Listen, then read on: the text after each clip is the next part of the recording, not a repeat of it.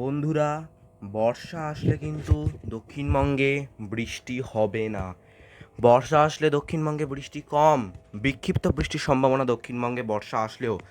আমি যদি একবার দেখাই আপনাদেরকে, রেইন অ্যান্ড থান্ডারের মোডে গিয়ে আপনারা দেখতে পারবেন বৃষ্টি কিন্তু তেমন হবে না বর্ষা আসলেও দক্ষিণবঙ্গে। কিন্তু উত্তরবঙ্গে কিন্তু বৃষ্টি দক্ষিণবঙ্গে আসলেও বর্ষা উত্তরবঙ্গে কিন্তু জারি থাকবে। আগামী 10 দিন উত্তরবঙ্গে জারি অতি ভারী বৃষ্টির সতর্কবার্তা। 17 তারিখ, 17 তারিখের পর থেকে আস্তে আস্তে প্রাক বর্ষার বৃষ্টি শুরু হবে দক্ষিণবঙ্গে।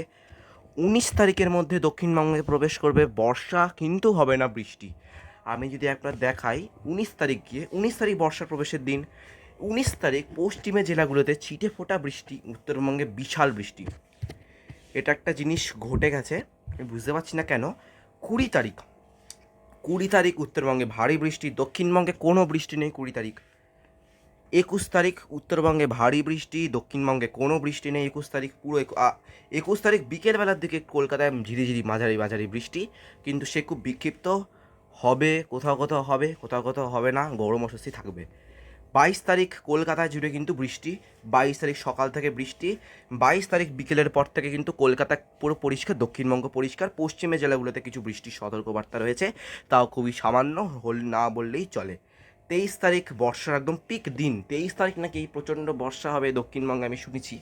কিন্তু 23 তারিখ আপাতত কোনো বৃষ্টির সম্ভাবনা নেই। আপাতত যা দেখা যাচ্ছে 23 তারিখ বিকেলের দিকে উত্তর 24 পরগনা এবং নদিয়াতে ভারী বৃষ্টির আশঙ্কা। তবে কলকাতা, দক্ষিণ 24 পরগনা, পূর্ব মেদিনীপুর, পশ্চিম মেদিনীপুর মোটামুটি পরিষ্কারই থাকবে।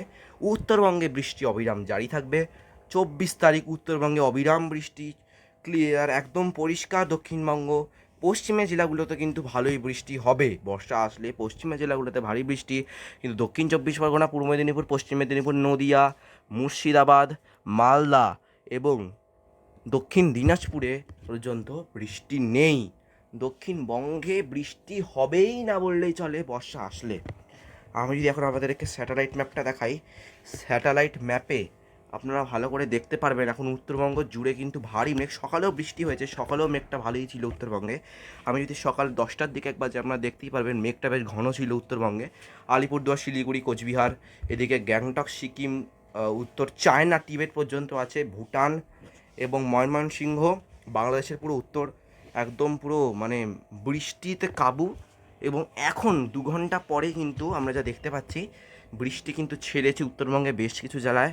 এবং বৃষ্টি কিন্তু এখনও চলছে উত্তরবঙ্গে কিছু কিছু জেলায়, যেমন তো উত্তর দিনাজপুর, রংপুর, বাংলাদেশের শিলিগুড়িতে কিছু বৃষ্টি হচ্ছে, এবং উত্তর মালদাতে বৃষ্টি হচ্ছে, ঝাড়গ্রামে বৃষ্টি হচ্ছে। ঝাড়গ্রামে প্রাক বর্ষার বৃষ্টি আপনারা জানেন শুরু হয়ে গেছে কালকে থেকেই। ঝাড়গ্রাম, বাঁকুড়া, পুরুলিয়ায় প্রাক বর্ষার বৃষ্টি কিন্তু শুরু হয়ে গেছে কালকে থেকেই, আপনারা সবাই জানেন। তাপমাত্রা আপনাদেরকে দেখিয়ে দিচ্ছি, তাপমাত্রা কিন্তু এখন অনেকটাই কমের দিকে আছে।